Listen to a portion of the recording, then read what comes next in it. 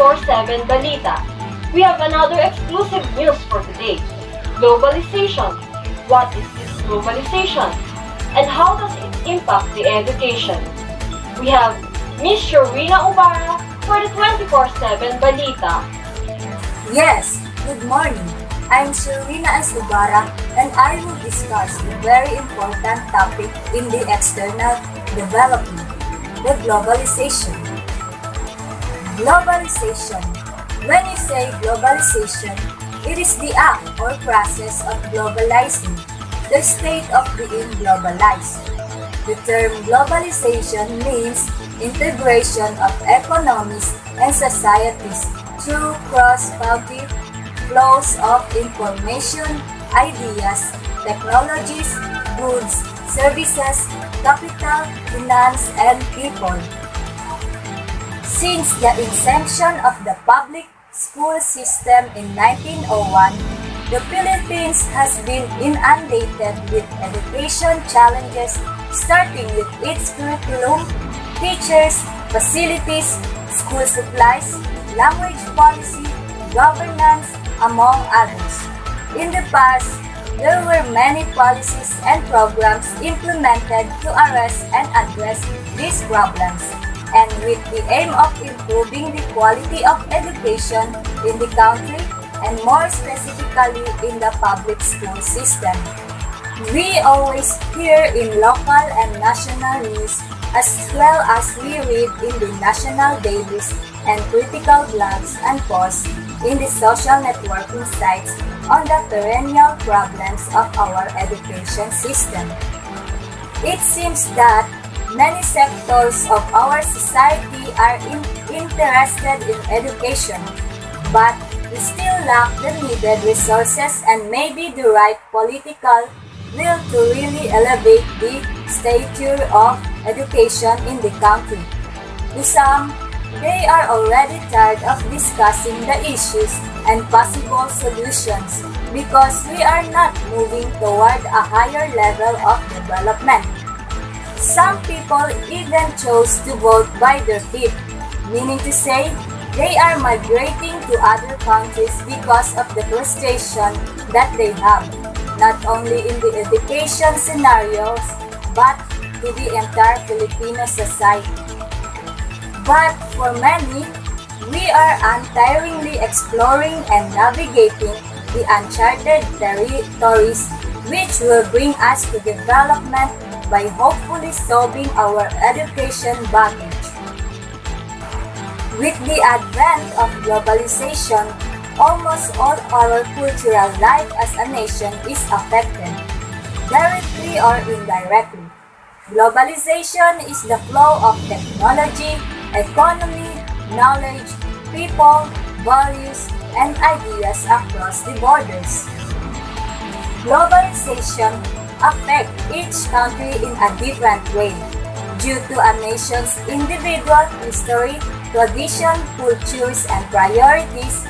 We cannot escape the force and power of globalization in our midst because globalization is like a juggernaut according to Antonio Giddens' 2003.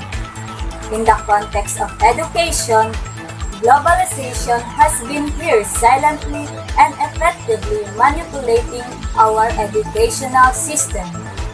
One distinct indicator of the globalization of education in the Philippines is the decisive implementation of the K-12 curriculum, starting year 2012 by the DepEd. Different countries have adopted the global basis education standard, K-12, although we know very well that different countries have different challenges or academic needs. To be aligned with K-12, DepEd has already restructured the contents, duration, quality, and standards of educational offerings in line with the broad frame of global educational system. DepEd has adjusted the content and duration of studies from 10 to 12 years of basic education. It followed the qualification framework and standards of other countries. Example, Bologna Accord. and the results where we fall into a common pattern with other countries, focusing on STEM, science, technology, engineering, and math. And we relegated indirectly the humanities, national culture, language, and even values. Yes, indeed. The content of global K-12 curriculum in the Philippines were modified to suit and to fit with the local context. But still, the basis content, philosophy, and structure remain global or Western influence. Thus, the global K-12 curriculum is put in place so that all countries will conform to the structure that will serve the interests of powerful global corporations and global elites. This condition breeds more and more social and economic inequality and dependence of developing world to the highly developed economies. The mantra of globalization is to promote a more competitive and deregulated educational system modeled after free market, but with more pressure on it to assure that the next generation of workers are prepared for some amorphous job market of 21st century. But also, there will be a possibility of more awareness of people of the global exploitation, and thus educational system will increasingly provide the site of struggle over the meaning and power of national identity and a national culture. And finally, schools will no doubt also be the site of various counter-hegemonic movements and pedagogies. With a discerning eye, the process of globalization is slowly birthing the seeds that will later bloom and germinate into global protests. Example, Occupy Wall Street, anti-globalization movements. The Philippine K-12 program is actually a product and influence of the forces of globalization. The graduates of K-12 are geared toward global competition, and thus they will be future global laborers and workers in the global labor market. Partnership and collaboration among educational stakeholders. As we always hear from both local leaders and international agencies that education is not only the concern of the school officials and teachers, but rather of the entire community. The ages it takes an entire village to raise a child. It's always true. All the stakeholders like the local government unit, business sector, parents, and most or non-governmental organizations and other concerned sectors should work hand in hand in providing quality education to the young people.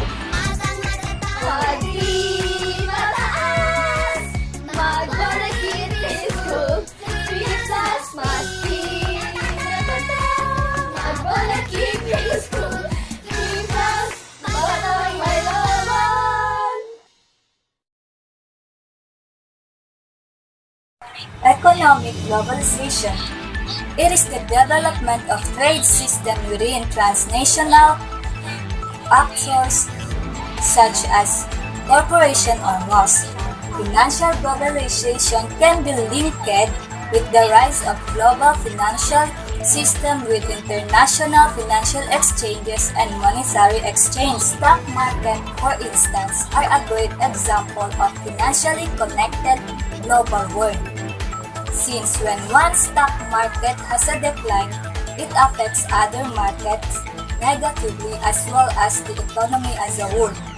Cultural globalization refers to the interpenetration of cultures which, as a consequence, means nations adopt principal beliefs and costumes of other nations, using their unique culture to a unique globalized supraculture. Political globalization. The development and growing influence of international organizations such as UN or WHO means governmental action takes place at an international levels. There are other bodies operating at global level such as most like Doctors Without Borders or Oxfam. Sociological globalization. Information moves almost in real time. Together with the interconnection and interdependence of events and their consequences, people move all the time too, mixing and integrating different societies. Technological globalization. The phenomenon by which millions of people are interconnected thanks to the power of digital world via platforms such as Facebook, Instagram, Skype, or YouTube. Geographic globalization. It is the new organization and hierarchy of different regions of the world that is constantly changing. Moreover, transportation and flying made so easy and affordable. Apart from few countries with demanding visas, it is possible to travel the world without barely any restriction. Ecological globalization accounts for the idea of considering the planet Earth as a single global entity, a common good for all societies should protect since weather affects everyone and we are all protected with the same atmosphere. To this regard, it is said that the poorest countries have been polluting the least will suffer the most from climate change. The effects of globalization on education bring faster developments in technology and communications, are foreseeing changes within school system across the world as ideas, values, and knowledge, changing the role of students and teachers and producing a shift in society from industrialization towards information. The globalization has changed the Philippines' old system of education into the K-12 basic education program.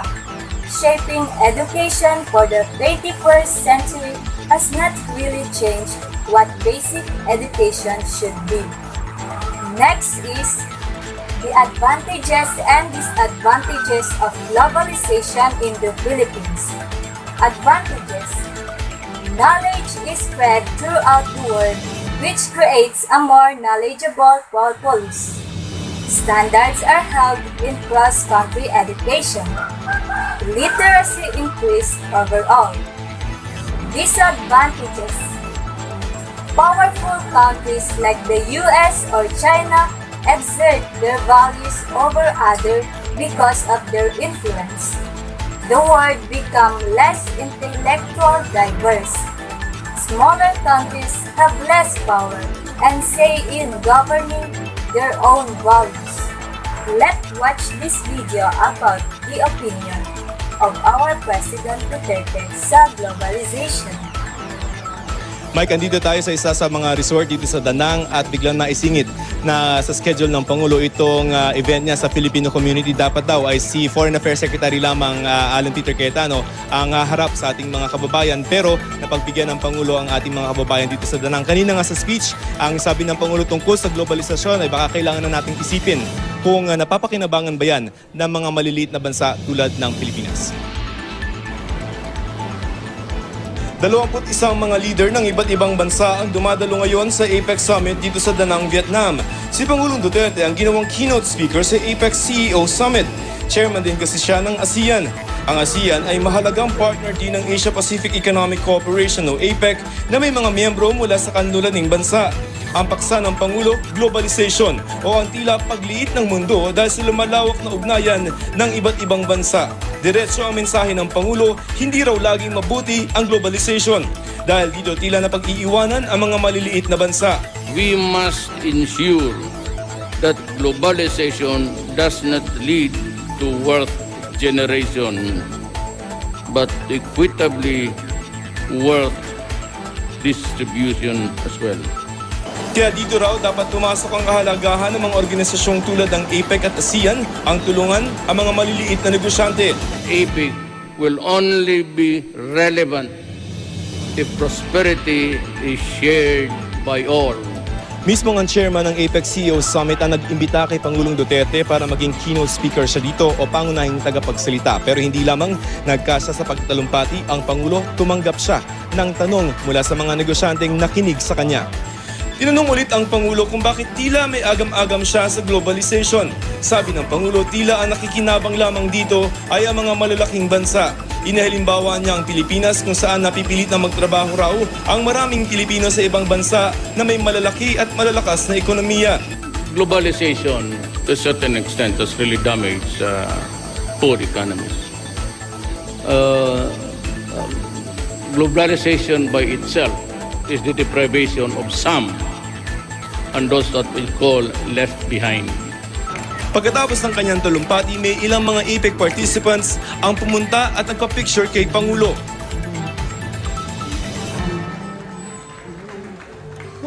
Mike, kararating-rating lang nitong si Pangulong Duterte dito sa kanyang event sa Filipino community at bukas nga ay meron pang isang malaking pulong. Itong si Pangulong Duterte ang bilateral meeting niya kay Russian President Vladimir Putin. Balik sa iyo, Mike. Maraming salamat, Joseph Borong. In conclusion, education is big social investment for families or parents as well as the entire nation. We cannot afford not to have a good or quality education, even at least the basic level. Although the true aim of education is to nurture human being to become truly human being. However, because of global competition, we need to educate and train our students to be at par with their counterparts in other parts of the world. And of course, we need them to be parts of contributors to develop our national economy. Cognizant to global opportunities that we could gain if we could have good quality education, let us not forget that our education should more importantly cater to the needs and demands of local communities.